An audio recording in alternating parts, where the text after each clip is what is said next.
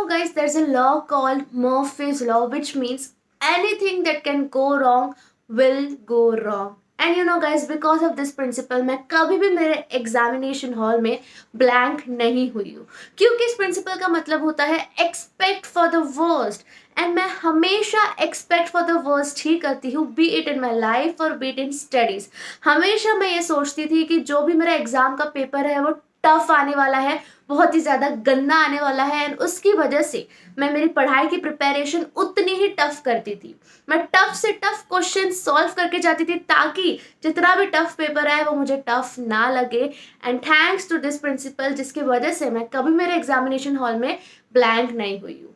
And आज के video में हम कुछ ऐसे लॉ के बारे में बात करने वाले हैं जिसने मेरी स्टडी लाइफ बहुत ही ज़्यादा स्मूथ बनाई है, बहुत ही ज़्यादा इजी बना ली है, जो अगर एक नॉर्मल स्टूडेंट करे तो वो डरे. सबसे पहला लॉ है कार्सन्स लॉ, जिसका मतलब होता है कि प्रोडक्टिविटी का सबसे बड़ा दुश्मन है interruption. Interruption is the biggest enemy of productivity. आपको पता है गाइस, अगर आप इंटरप्ट होते हो आपका काम करते टाइम, तो आपको वापस काम करने के लिए 3 से 5 मिनट लगेगा. वापस वो एफिशिएंसी, वापस वो प्रोडक्टिविटी लाने में 3 से 5 मिनट चले जाएंगे. एंड अगर ये कंपाउंड होता जाए 3 से 5 मिनट, तो आपका बहुत ही ज़्यादा टाइम का नुकसान हो जाएगा. एंड दैट्स वाई आप सुनोगे बच्चों के मुंह से, आप खुद भी एक्सपीरियंस करते रहोगे कि यार हमारे पास टाइम बहुत कम है. टाइम एक्चुअल में कम नहीं है, आपकी प्रोडक्टिविटी कम हो रही है बिकॉज ऑफ इंटरप्शंस. आपके फ़ोन मैसेजेस, आपके इंस्टाग्राम, आपका फेसबुक, ये सब इंटरप्शन का बहुत बड़ा रोल प्ले करता है. So what you can do is, जब कभी आप पढ़ने बैठो तो आप आपका जो फ़ोन है उसको एयरप्लेन मोड में डाल सकते हो, या तो अपने रूम से दूर रखो ताकि आप फ़ोन के मैसेजेस से या कॉल से डिस्ट्रैक्ट ना हो. सेकेंड चीज़ जो है, अकेले बैठ के पढ़ाई करो ताकि आपके दोस्तों की बातों से, आपकी फैमिली की बातों से डिस्ट्रैक्ट ना हो. सेकेंड लॉ इज इलिट्स लॉ, जिसका मतलब होता है कि beyond a certain period of time अगर हम काम करते हैं तो ह्यूमन एफिशिएंसी, हमारी जो एफिशिएंसी होती है वो डिमिनिश हो जाती है या तो नेगेटिव में चली जाती है. You know, beyond 90 minutes spent on a task, a human efficiency or productivity diminishes. Which means अगर आप एक काम को बहुत लंबे समय तक कंटिन्यूसली कर रहे हो तो आपकी जो एफिशिएंसी है वो कम हो जाएगी. इसलिए ब्रेक लेना सीखो. हमेशा एक एक घंटे के स्पैन में पढ़ो. 1 घंटा पढ़ो, 5-10 मिनट ब्रेक लो. 1 घंटा पढ़ो, 5-10 मिनट ब्रेक लो.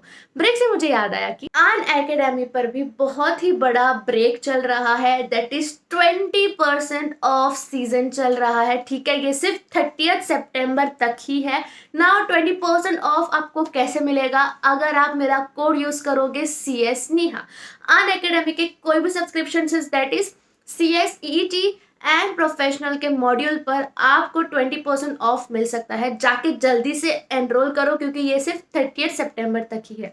एक और न्यूज़ मैं आपको दे दूं कि मैं मेरा स्पेशल क्लास लेकर आ रही हूँ जो कि होने वाला है 29 और 30 सितंबर को. ये भी आप फ्री में ज्वाइन कर सकते हो. ये स्पेशल क्लास होने वाली है रात के 8 बजे, जो कि आप फ्री में ज्वाइन कर सकते हो. ये भी आपको मेरा कोड CS नेहा यूज करने पड़ेगा.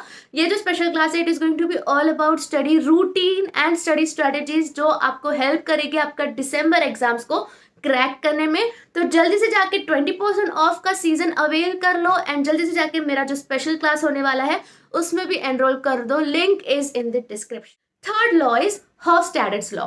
नाउ गाइस, इससे आप भी रिलेट कर पाओगे. जब कभी हम टाइम टेबल बनाते हैं या हम सोचते हैं कि हम ये मॉड्यूल 1 महीने में कंप्लीट करेंगे, हम कभी भी वो डेडलाइन को मीट नहीं कर पाते हैं.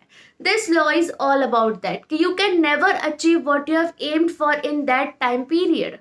इसलिए हमेशा अपने आप को ग्रेस पीरियड दो. क्या पता आपने टाइम टेबल बनाया हो कि मुझे 1 महीने में टास्क कंप्लीट करना है और बीच में ही आपके किसी दोस्त की शादी आ जाए या फिर कुछ फैमिली फंक्शन आ जाए, तो कुछ इमरजेंसी हो जाए, तो उस दिन का क्या, उस दिन की पढ़ाई का क्या? तो हमेशा ग्रेस पीरियड रखा करो. फॉर इंस्टेंस, मैं जब भी टाइम टेबल बनाया करती थी तो मैं हमेशा 5 दिन ग्रेस पीरियड देती ही थी हर एक मॉड्यूल को.